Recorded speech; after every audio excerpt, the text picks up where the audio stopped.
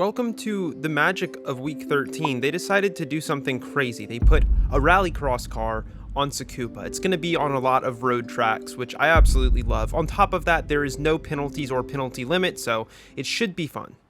And you can do this. Try to catch me howling at the moon.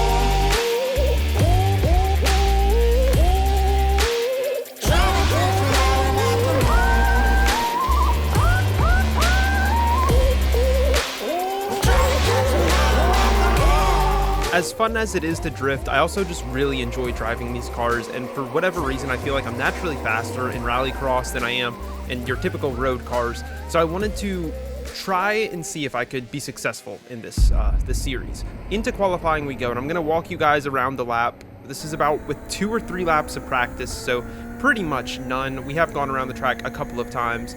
Braking just before that road on the left side, and you kind of want to double apex with these cars. This lap is not a fantastic display of the quickest way around this track. It will get much faster throughout the week and throughout the videos that I will release. Into the carousel, going super deep there, actually ripping the e-brake a little bit, just a little bit. Don't want to send myself into a full slide. As cool as drifting is, it's really not the fastest way around almost any corner or just any situation. There's very rare situations, which I think there may actually be 1 or 2 in this video coming up, but once again I'm ripping it just because I hadn't really found the fastest way without ripping it yet, and it's fun to rip the e-brake. Shout out to SimMagic, who sent me their e-brake and a round wheel after seeing me struggle viciously in my last rallycross videos. Huge, like absolutely massive shout out to them. They didn't ask for anything, they just sent it to me. Crossing the line with a 56.491. I didn't know if that was a great lap, but it did put us on pole for the moment. It's also worth mentioning that this is a multi-class race. There are trucks in this race. Excuse me. A lot of people did not qualify. Of the people who did qualify, I am at the front. Renee is in P5. He's been in some videos. Will really needs no introduction. He's in every video almost. And then Nathan, who is starting at the back with no qualifying lap. So all of these guys I was in Discord with at the time.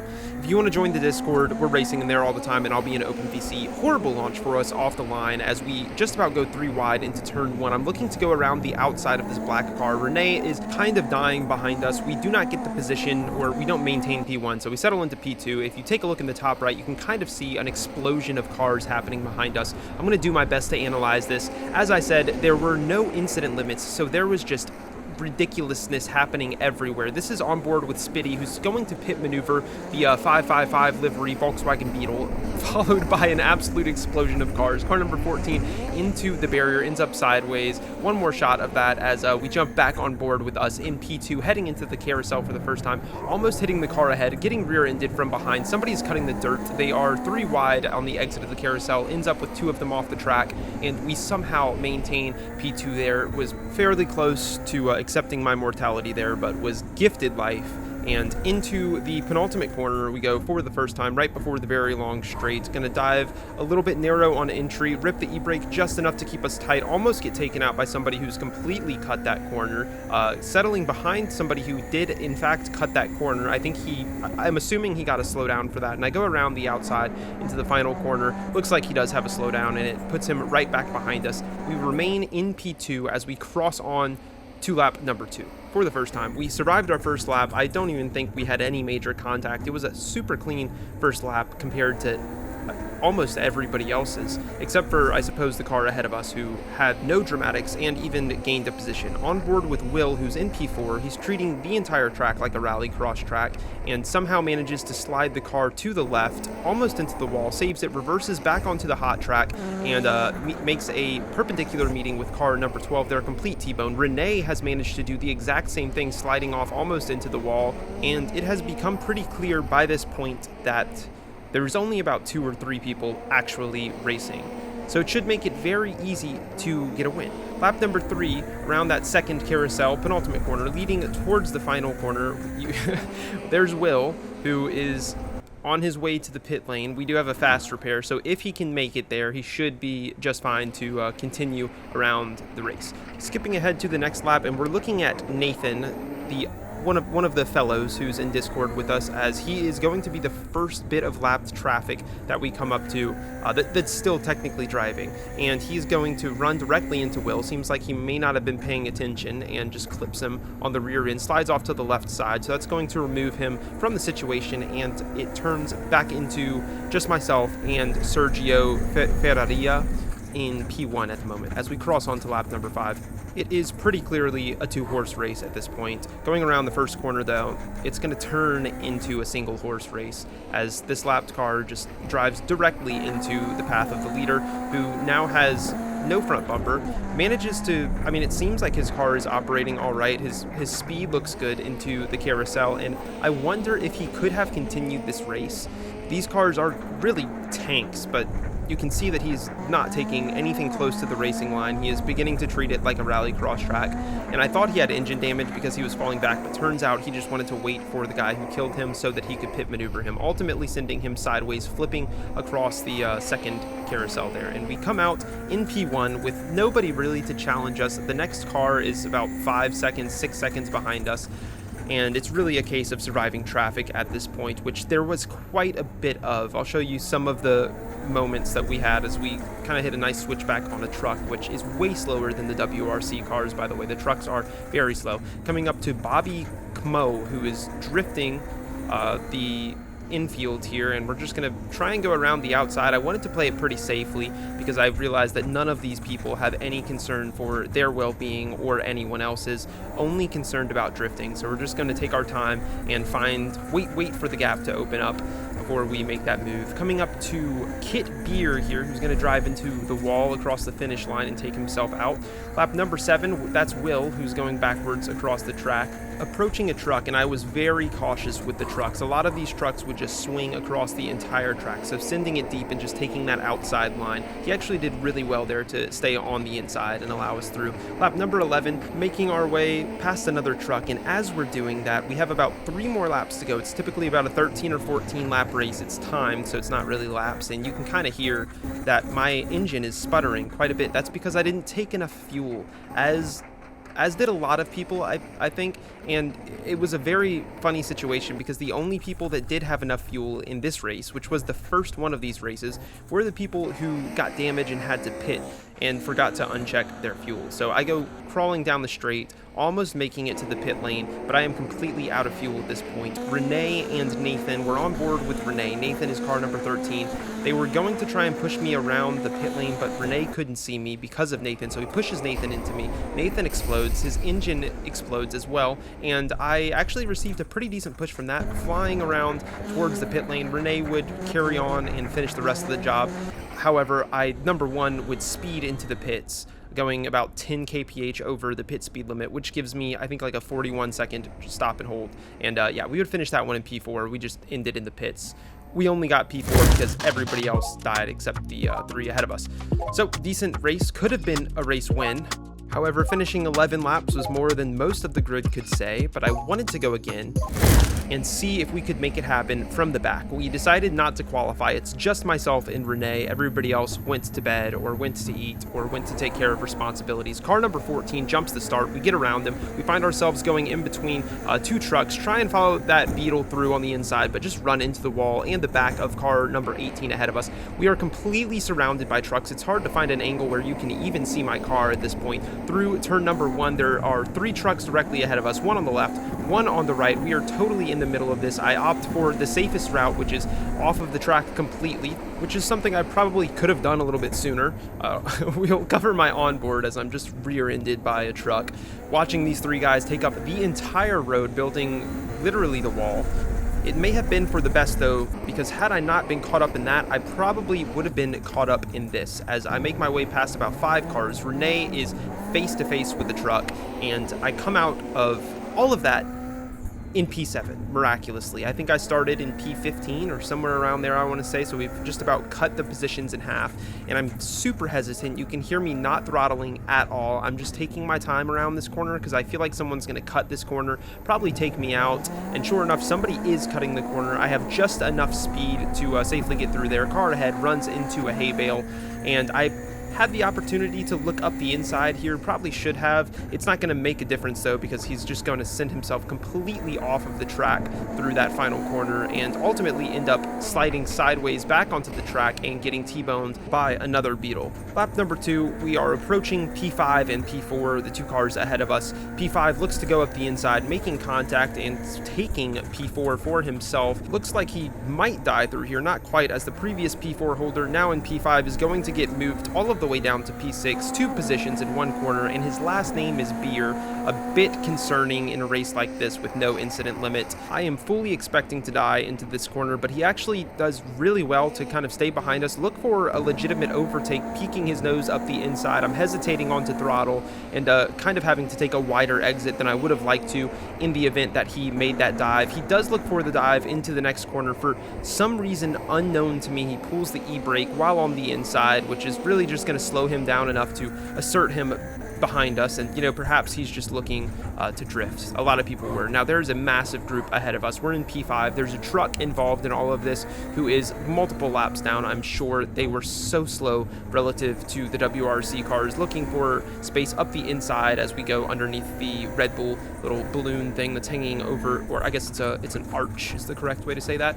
And look at this battle going on up ahead. This is P4 to P1, all within about a second of each other. I'm about over a second behind them. P2 going into that corner along with P3, the final corner, are going to slide out and try and do a nice little rallycross drift, rejoining the track in an extremely straight line, which will give them a huge run, but it's not really worth all of that time that they lost going through that final corner. And the battle for the lead is now between the red Volkswagen Beetle at the front in the Lightning McQueen livery in that WRX, and it's only lap 4. We have about 13 laps, I think, 12, 13 laps, so a lot is going to change, and there's going to be a lot more lapped traffic. Positions are already kind of switching around ahead as everybody is looking to make something happen. The Fiesta directly ahead of me, sliding all of the way through the corner, and I didn't want to be too aggressive on my overtake, especially because all it would do is put me in the middle of this insane battle, which would most likely lead to death when you have somebody right behind and right in front of you with no incident limit, and it's an unranked race.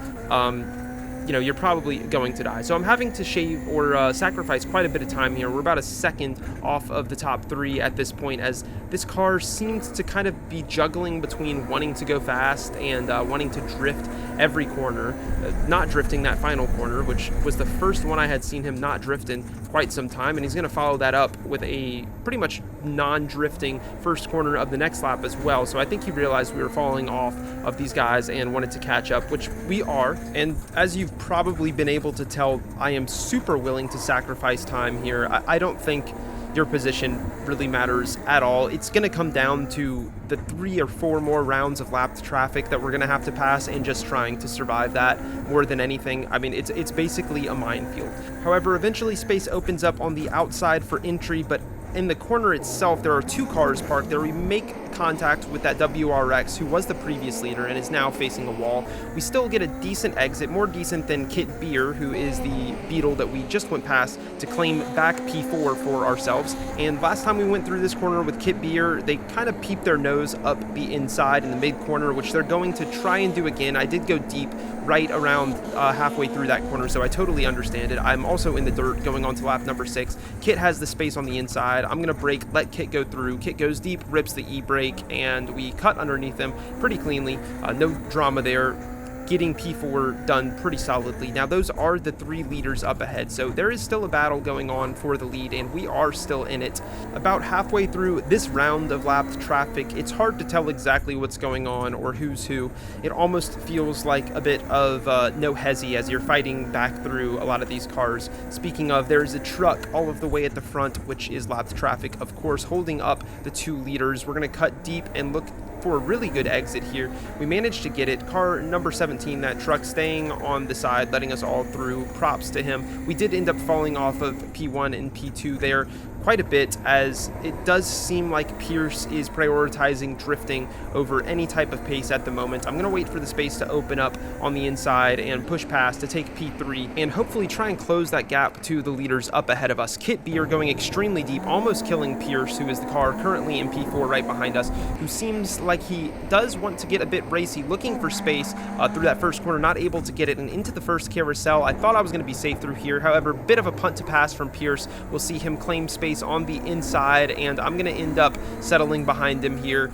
Let him do his drifting or his racing. Still not quite sure what his priority was here, but he does play it really safe to get through these trucks. I take it a little bit riskier, almost hitting those guys, but managing to get through cleanly. And through the second carousel, the leaders are drifting side by side. We are currently being rear-ended by Beer, and the trucks behind are fighting as well. Kit does end up finding that space on the inside, and it looks like I'm going to move down to P5. However, up at the lead of the race, P1 is sliding completely sideways, kind of slowing everybody down here. Kit finds his way through on that final corner, and I settle behind back into P5, past the Peppa Pig truck, lap number 8, and that was the beginning of a lot of shit that's about to kick off. Kit just decides not to brake basically there, and we go through into almost P1, ends up being P2 as we get completely molested by a truck, and we knew it was only a matter of time. This is rewinded slightly so you can see everything that's happening. It seems decent. I mean, not decent, but this is fairly far from decent. That shouldn't have been something that came to my mind. And we actually like bodied the fuck out of that truck. Pretty crazy. End up settling in P2, which was pretty nice. And of course, the one car ahead of us is Pierce, who is now deciding to drift. So I'm just going to hold the inside. I know he's going to come flying out of there, and sure enough, he does. He has the inside for the next corner, which should send him wide, but he does really well to get it parked on the apex. He is still very narrow for this next series of corners. However, I try and cut it way too close and basically just run into the back of him, settling into P2 super solidly here as he is continuing to drift, which should really kill his exit, and it doesn't actually. He does really well to catch grip and just full throttle out of there. However, he has damage, so he's gonna have to pull into the pits. I assume he had a meatball flag, but even into the pits you'll see him drifting his way around, so we will end up picking up the lead, not in the way that we wanted, but nonetheless we're up into P1. The rest of this race was basically me just trying to survive, which would prove to be harder than I thought, taking it very slow to get around all of these trucks who are actually in a battle for the lead. So I did not want to involve myself, or wanted to keep myself as uninvolved as possible. Red Bull truck going backwards. Moments later, there is another car going backwards, this time a Volkswagen Beetle, and it seemed like we were going to get this one done. Crossing onto the final lap, all we have to do is not wreck the car. Shouldn't be too much of an ask. We've done it 12 times already. However, not much to say. Actually, there's a lot to say about this. Number one is that I was on voice chat with Renee, the one person I was on voice chat with, and I was expecting him to break at some point. I was asking him to break over VC, but to be fair to him, he was laughing the entire time, so he probably couldn't hear me. P3. We ended up with damage that put us down into P3. Poetic ending. It just wasn't meant to be. We finished once again as the last of the cars that actually finished the race or came close to it. If you guys enjoyed this type of video, leave a comment down below. I'm going to make some more of these just because it's week 13. If you want to check out and support all of the other stuff we do, click the playlist in the description, the video on your screen, and subscribe.